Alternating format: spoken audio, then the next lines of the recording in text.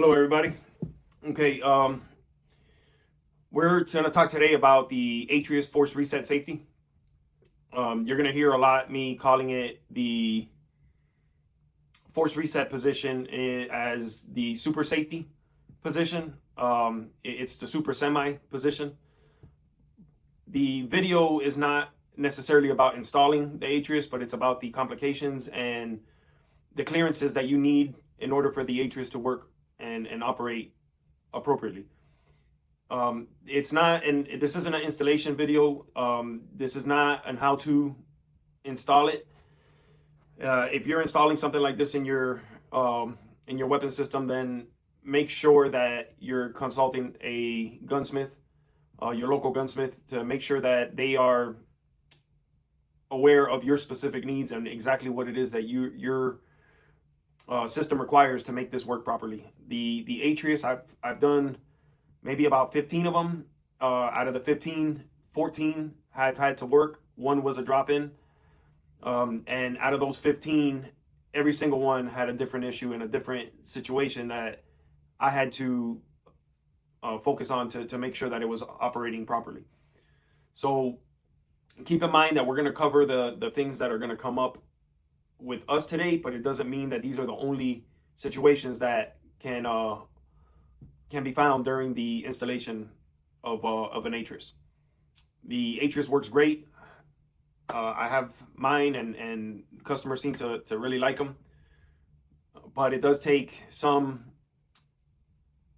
gunsmithing to install it, or proper review of the clearances to make sure that it's going to work properly within the platform. Go ahead and install it. Check fitment and clearance. You start with the right side of the safety with the spring on it. Bring it in. You're going to put your lever in. The hook on the lever needs to face the rear.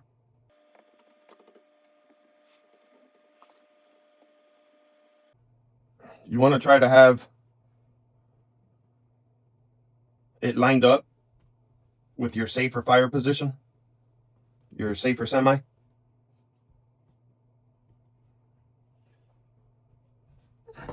Because when you put this on, you want this to be correctly lined up. So I got it on the safe position. We're just going to kind of move it a little bit till it snaps in place.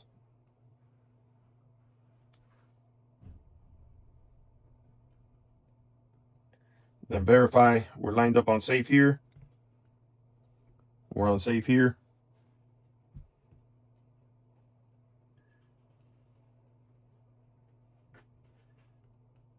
Now, I'm not going to torque this down or anything. I'm just going to get it snug.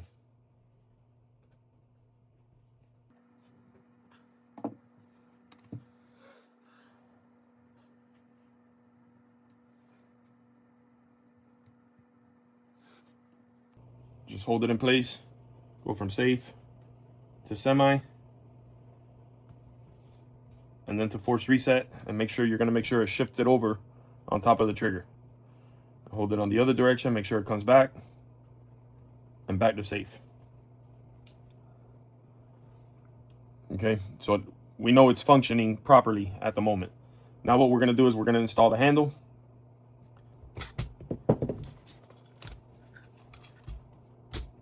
Okay, that's better.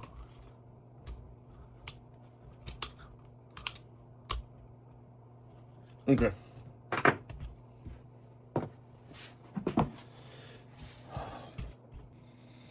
So the first thing that I check is going to be the lever on the side of the frame.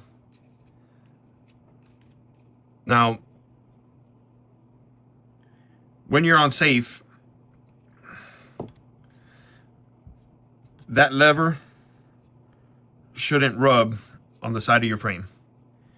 And if you have a lot of resistance when you're moving the lever like this, you might need to make some changes. On this one, I do have a light rub. I'd prefer to have some clearance. because what happens is throughout time, when you're cleaning it and racking it and oiling it and doing all the stuff that you do while you're on safety, it's just metal to metal contact. And after a while, it'll wear down the finish. It'll wear down the metals depending on how long a time passes. This one doesn't seem too bad.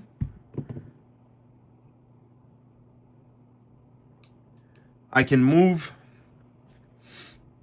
So when we're on the safe position and the lever is when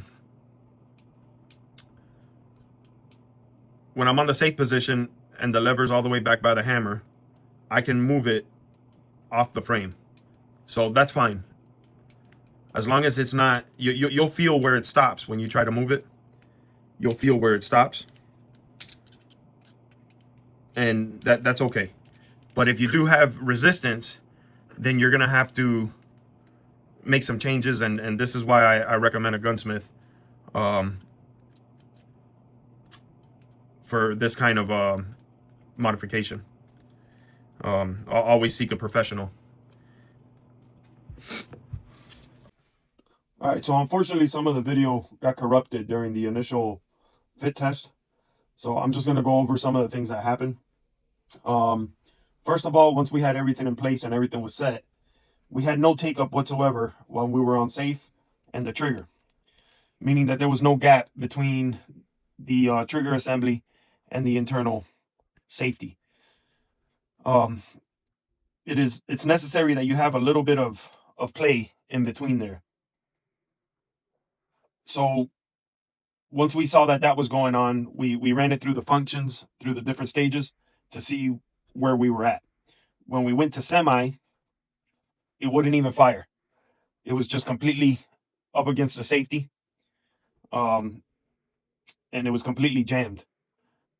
Then same thing when we went to the force reset, it was completely jammed. It wouldn't move. So in neither stage would the trigger move at all, not even a little take up or anything. So that's how we got to the next step that you're going to see now shortly. Well, neither stage would fire.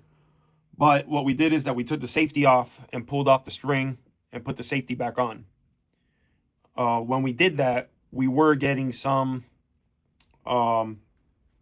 activation of the hammer, but in the force reset position, it wouldn't fire at all. It was completely blocked.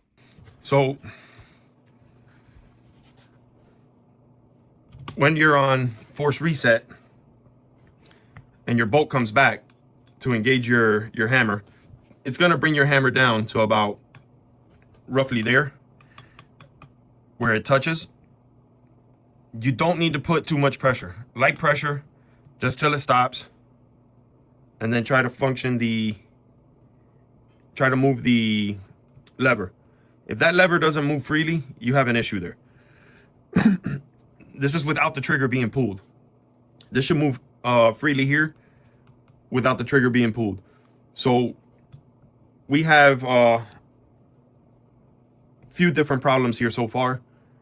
What I want to do is, instead of working anything, I want to try changing trigger assemblies and see if one of the other ones that I have, the tolerances are different and they might function a little better.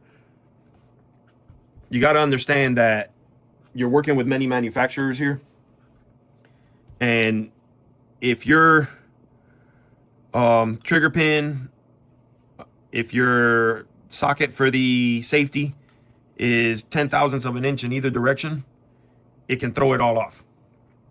So these manufacturers don't all coordinate, especially when you're doing a build from a frame. The manufacturers don't all coordinate. Everything's never perfect. So we can have a trigger pin that's just slightly high and it's making contact with there's not enough tolerance in between the trigger and the safety. It could be the safety that was milled just a little bit big. We don't necessarily know. So let's try a different company, a different trigger assembly, and see if we get any change in between all the parts. All All right, so I got a few different triggers here. This is the one that was originally in there, and then I had these two around. We're gonna go ahead and take a look, see the differences.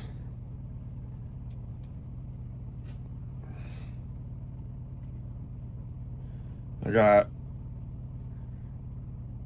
3.45,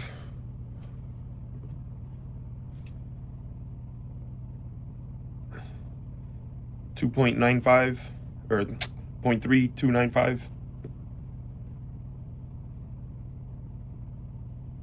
0.3295.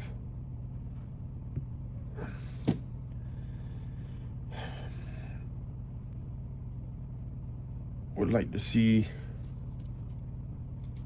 what the tail is. 1.737, 1.6755. So I'm gonna put this in there and see if this works. We'll obviously this one's larger, and chances are is that these are the same manufacturers. I'm not sure about this one. I know what that one is. I'm not sure about this one. It's probably the same manufacturer, but it'll go to show you that there's slight differences in the manufacturing process. Okay, so you can see with this one, when I push back the hammer, I got free rein. Okay, so we're gonna do a quick function test. So on safe, we have very little take up. See, this is what I was talking about before. You can see the little bit, just a little bit of take up there. That's what you want. Maybe a little bit more. It's still a little tight, but you actually get some kind of movement where we didn't get that before. On the semi, we got good take up, but no activation. I was gonna use this trigger, but off camera, I decided to try the other one that we had. And this one has a different issue. This is kind of where I was talking about that all the tolerances are different, and from piece to piece, even from the same manufacturer or from manufacturer to manufacturer, you're gonna have some differences. And these differences can have to do with the way the hammers are made. They can have to do with the way the receiver was drilled out. It can have to do with the different safeties. I mean, you're mixing a bunch of parts here that from different manufacturers, different drill factories, different batches, and everything's kind of a little different. So with this one, you got a really good safety, and that should be how it is right there. That's great. Semi works perfectly fine. When we go to the super safe, pull down here, look, no issue whatsoever. That's how it should be right there. So we'll try to do a function test on the super safety, and look, no activation.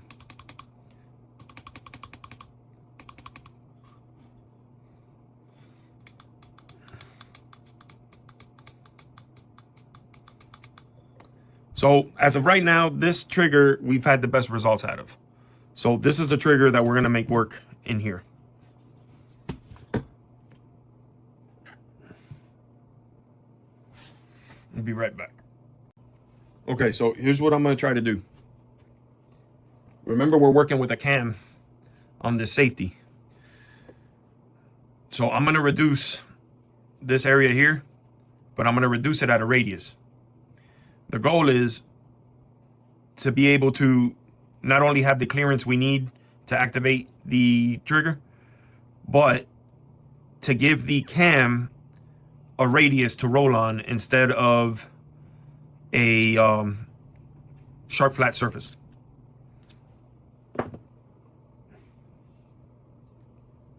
So in order to do this, what I'm going to do is I'm going to take a file and I'm going to clean the finish off of this. Then I'm going to put my marking paint on here and I'll reassemble it. And then I'll scribe what it is that I want to do. So right now, all I'm doing is really removing the finish. That's it. I'm not reducing anything. A little bit of metal might come off, but it's going to be very, very little. Okay. So you can see I just removed the finish there. You're probably saying, hey, why didn't you just scribe the finish? For camera reasons. It makes it a little easier for you guys to see what I'm doing. Yes, I could have just scribed the finish and seen everything myself, but for you guys, the blue should help.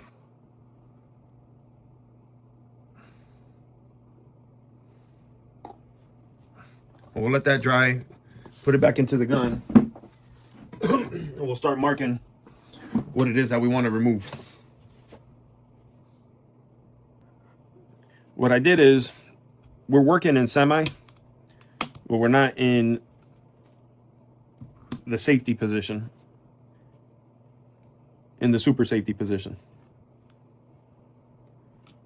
So what I did is I put the Atrius in without the spring so that it's not in my way. And what I'm going to do is I'm going to scribe a line. We'll get it back in the safe position, move over the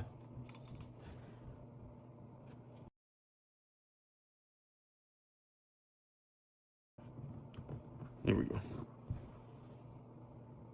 So I'm going to scribe a line on the forward side of the shaft that runs from end to end.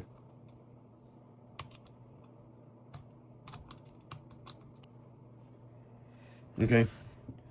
So when I pull the trigger, I can feel where this is binding, and by moving it, I'm hopefully making some kind of mark on the on the trigger assembly. Now the reason that went off like that and activated is because the spring's not in there, so the safety lever, the super safety lever, moved out of the way. I'm gonna go back to safety and take this back apart. So you can see the line there that goes straight across. So that's where your pin lines up. That's gonna be the forward side of the shaft that runs through your safety from end to end. Okay, then if you pay a little mind here, on this end, you can see where the cam was rubbing.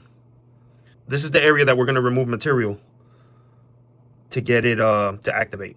Now we're gonna start off on this side, what would be the left side of the trigger, and we're gonna do this leg first just a little bit. Okay, removing material from behind our line. We don't want our line to disappear right now. From behind our line, we're gonna remove material from this left side and just kind of give it a little radius all the way down. Now I suggest using a file to do this, but you want to try to keep it as straight as possible and as even as possible. And I'm going to use my grinder with a polishing pad. If you don't have that, a file will work. Use a fine small file and take your time. So as I explained, all I did was I just reduced this a little bit. Okay, just to make a little bit of clearance. It's better to take this off 100 times and reduce a little bit at a time than it is to go too far because you tried to go too fast with it or got impatient. So I also took a file and I just took off the edges of the lips between the kerf right here, just to give the spring a little leeway to pop in between there and get out of the way if it's trying to get in the way there like it was before. This is going to be the first test to just see what we've accomplished so far. So we got everything hooked back together. So every time I do this, I run through a function test every single time again. I also put a piece of wood here with some double-sided tape. That way the hammer releases, it hits that and it's not banging on the frame. So safety check. Safety's good. Semi. Working good. We'll do a full semi check. That's working good. Keep in mind that we only worked one side of the trigger. Okay. That means that the other side of the trigger is completely original and where it needs to be to work with a regular original safety. Again, I'm not endorsing using this trigger with a regular safety. What I'm saying is that the way that this was adjusted,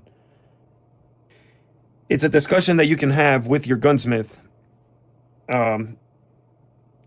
if you decide to remove the super safety from this platform. This thing that you can do, if you're going to go back to a regular safety, get a new trigger. They're not expensive. These standard triggers, they're really not expensive. Just get a new trigger if you're going to go back to a regular safety.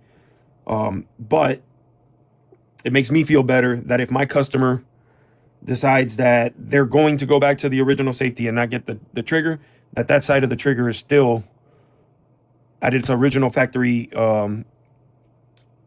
form, so that it should work. My customer will be advised of everything I'm telling you guys right now. They will be advised to get a new trigger if they want to, but it makes me feel better that if they forget down the line and decide to go back to a regular safety, that portion of the trigger has not been changed at all and still will function as it came out of the factory. Okay, so as of right now, I'm feeling pretty comfortable with this. The cam over feels good. Seems to be working now pretty good. Everything seems to be functioning as it should.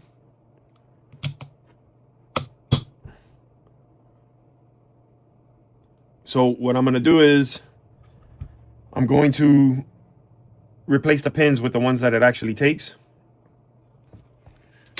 All right, I'm going to remove the wood now.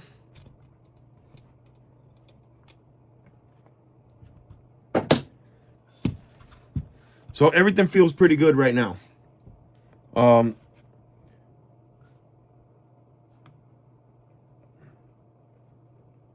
you push down on this, it should move freely. You should have no resistance whatsoever. The only resistance that should be on there is when your finger is pulling that trigger back.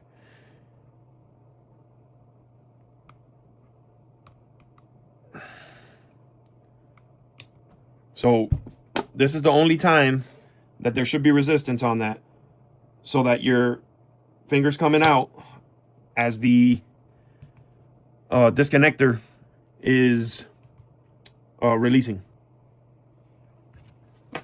Okay, now that I got the original pins back in, it's still giving me trouble. So we're gonna try to figure out what the deal is now. So now it's back where it's not deactivating or releasing the trigger when we're in super safe mode. See right there, it should be releasing the trigger. So it's not getting enough clearance. And I think it's because of the spring. So we're gonna remove that spring and see what happens. Okay, so now we got to put that together. Let's see what it does. Safe.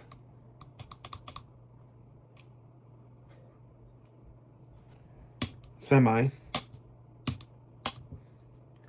And then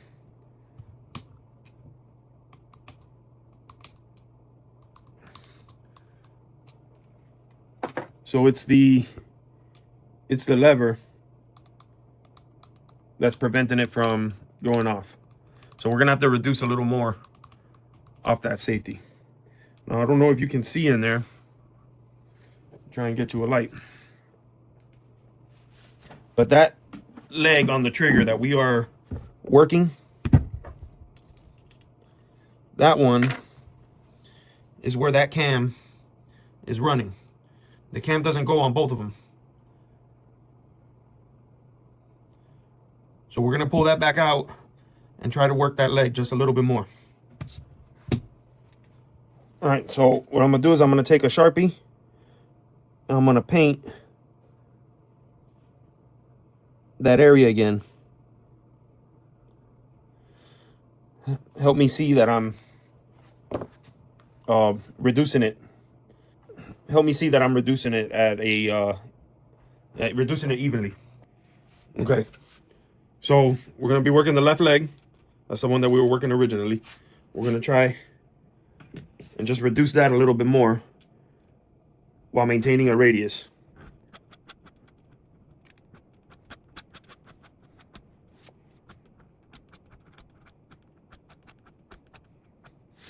Now, I don't know if you can tell, but you can see the shine here of where it is that I'm removing. So I'm starting here.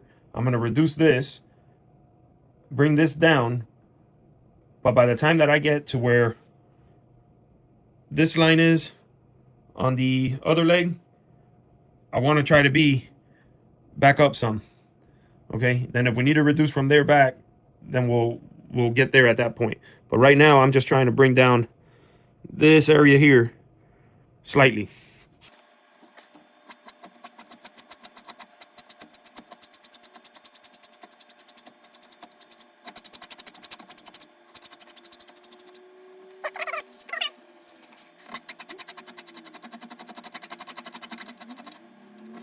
Okay, so again, we ran it here again, bringing down this side. Probably didn't bring it down enough, but still a work in progress. So we'll put it back on, give it a go, and see how it goes. But I want to try to, let me see if I can. So you can see what we've reduced there. When I try to line the two sides up with the camera, you can see back here how this is sticking up. So in the two goes that we've already done to this, that's how much I've reduced. Okay. This is what I'm talking about, going little by little, making sure you don't go too far. All right, so again, we'll run through our function test. So safe, we're good. Little take up. Semi, working well.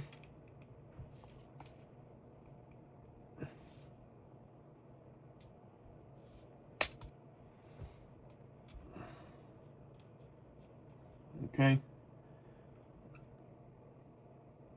Okay, so it feels good there now. I'm going to put the spring in it and run it with the spring and see how that does. All right. So safe. Semi.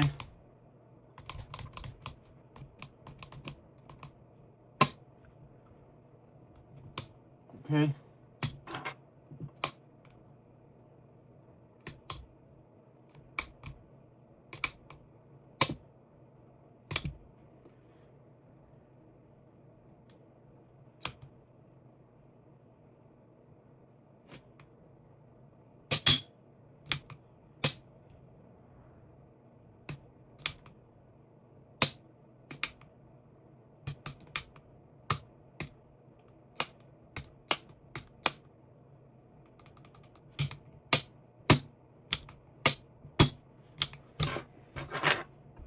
Okay, so we're running now.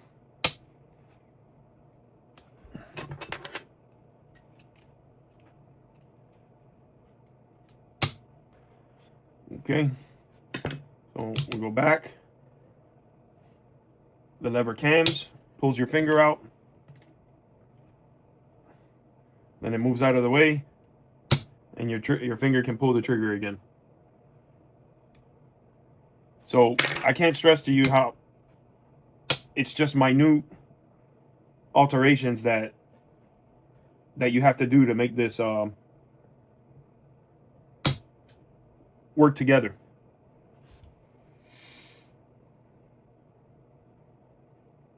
It's just a matter of making it fit and fit properly. So what I'm going to do now, this feels good. The camming feels good. It doesn't feel too hard to cam. I'm pulling the trigger pretty hard. So that's enough pressure to release the trigger.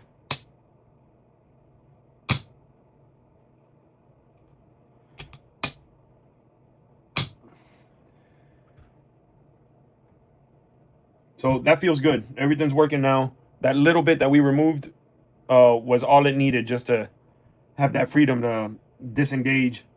Now we got to verify that it's going to work properly with the upper receiver.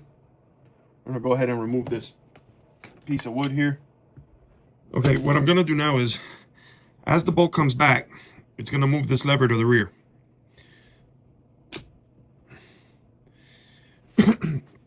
As it moves the lever to the rear,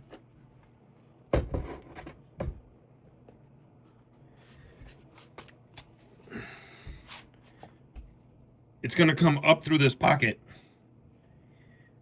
and protrude in here, coming up against this edge here. So what I'm checking for now is that when that hook comes in, all right, what I'm checking is that as this hook comes back this way and goes in there into the breech for the bolt carrier group, that ramp that the hammer, that pushes back the hammer, that the hammer slides on, is going to continue to ride on this lever. And if this area here of the upper receiver doesn't provide enough clearance, what happens is that it gets sandwiched. That lever, that hook, comes in through here, and it's going to get sandwiched here by the ramp on the bolt carrier group. So this is what we're going to check for now to see how that works, how that's going to work out.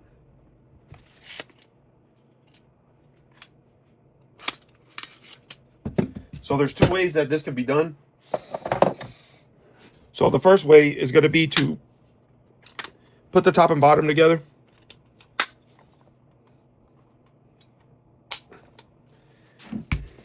And then pull your handle real slow, put it all the way back, and see if it gets stuck. See if the hammer, or if the if when you bring it all the way back, just hold it there for a second and let it go. If you don't feel any resistance, then chances are is that it's okay. The other way to do it, which is what we're going to do here now, is we're going to take off that buffer tube and do a visual inspection to verify that there's just that, enough clearance and there's no resistance whatsoever. And you'll be able to do that by removing the spring and the buffer tube and working the bolt carrier group by hand. You're going to get a better feel of if there's any resistance there. So we're going to take that apart and come back in a minute. You can see it there. And if I bring it down,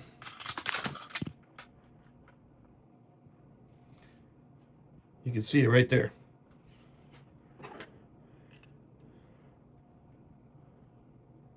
There's the lever right there.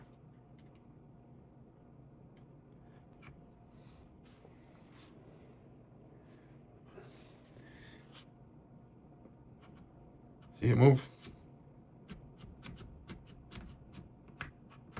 So what's happening is that when it's coming back all the way where it's supposed to,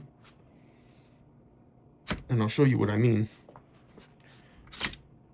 Okay, so you got a little resistance here from the hammer. Now in this position, we are pressing down on that lever. See, there goes the lever. It came up into the crevice of the bolt carrier group. And then as it comes back,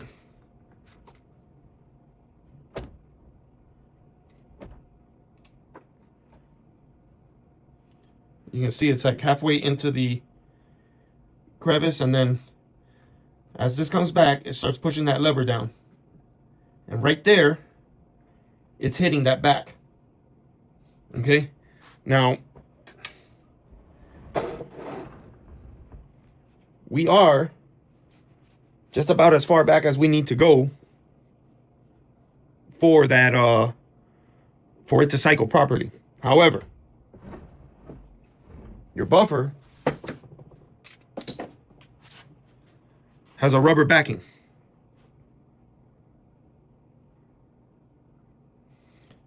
Okay? When this comes back, that rubber backing squishes a little bit in the back of your buffer tube. So, we want to see the clearance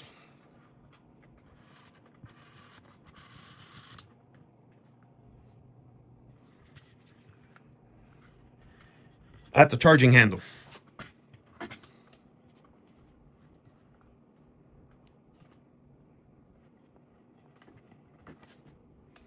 So we're going to take that off.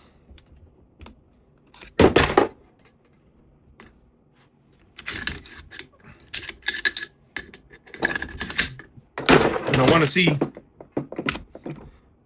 how far back we go before it gets stuck.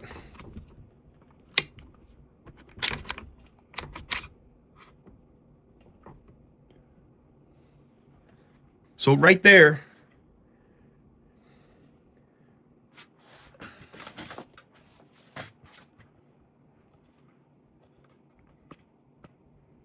that's about your standard gap. So it is going all the way back. But this space that you see here is to compensate for that rubber on your buffer. Okay? The theory is that when that rubber compresses back there, there's enough space here so that this does not hit the receiver. Okay? So if this is at max capacity here, and we're already putting pressure on that lever, then when that rubber compresses, that lever is going to get a little extra compression. So that being said, even though it was cycling properly by hand, during the stress of being fired repetitively and excessively, it can cause a lot of strain. It can cause a lot of strain in this area right here, because this area is what's hitting the upper receiver, and this bend right here is what's getting sandwiched by the bolt carrier group. So to relieve that stress, we're going to come in and remove just a minor, maybe a 30/2 of an inch. And I'll show you how it is that I do that. Okay, so what I'm going to do is I'm going to grab this gray Sharpie. I'm just going to come around this edge.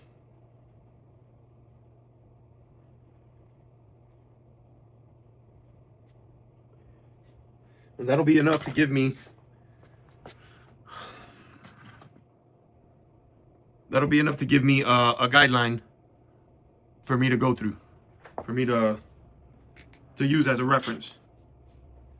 Now what I'm going to do is, when I come in here, I'm going to be at this angle, about 22 degrees, between 22 and 45, okay? And I'm going to eat up more material here than I am here. Kind of giving it a bevel until I eat up some of this line here. My goal is to eat up some of this line, either till the whole line's gone or till I can just barely see a little bit of the line. But I don't want to remove more material than that. It's not necessary. Okay, so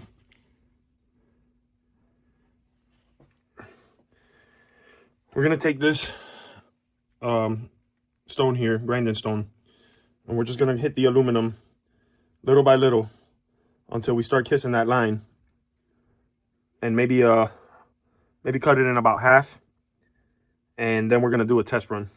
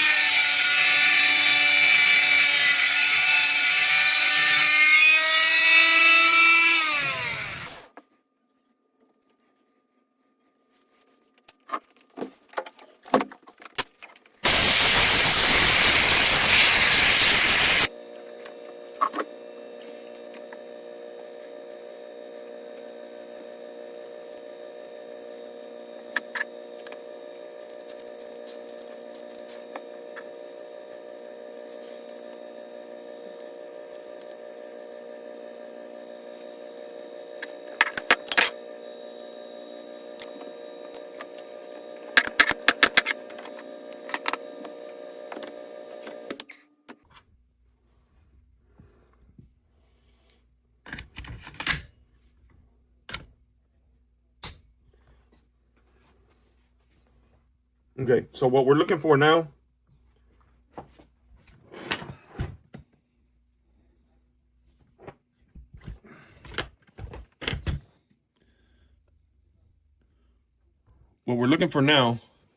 is going to be, when we pull this back, you can see that we're coming all the way back to the receiver. Now, in this condition, it's fine because we don't have the buffer to restrict it. But now that we can make it all the way back here, we know that when everything's installed, we're not having any tension on that on the super safety lever. So that's good enough right there, where we're not getting that resistance anymore from the lever on the ramp. Okay, now what we got to verify is that the lever is still operating appropriately the way it should inside the bolt carrier group. Now we can see the lever back there, and it comes down, and when we go back in, it gets pushed back up. So now we'll get this put back together and we'll test fire it and make sure everything's running good and that the cycling of the firearm is appropriate.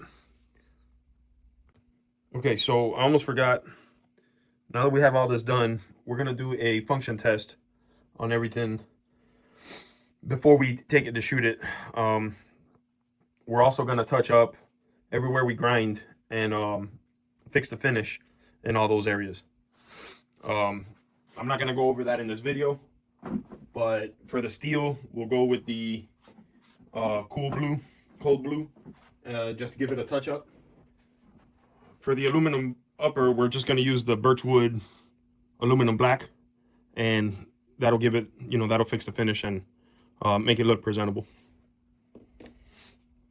So for the function test, we'll go back to safe. So safe, no activation, semi, we'll rack it. There's the disconnector, let go. Fire that, it's working good. Then we're gonna go to the super. We're gonna pull the trigger.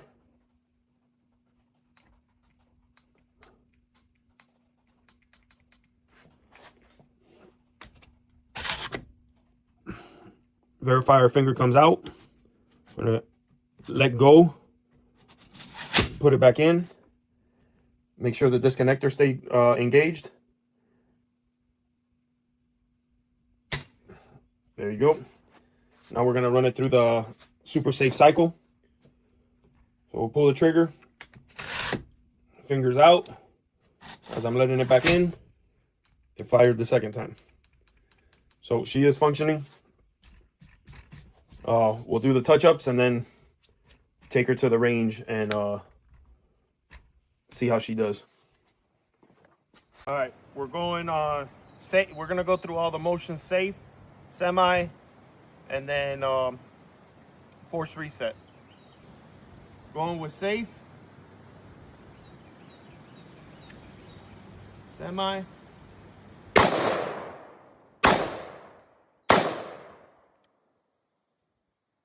force reset.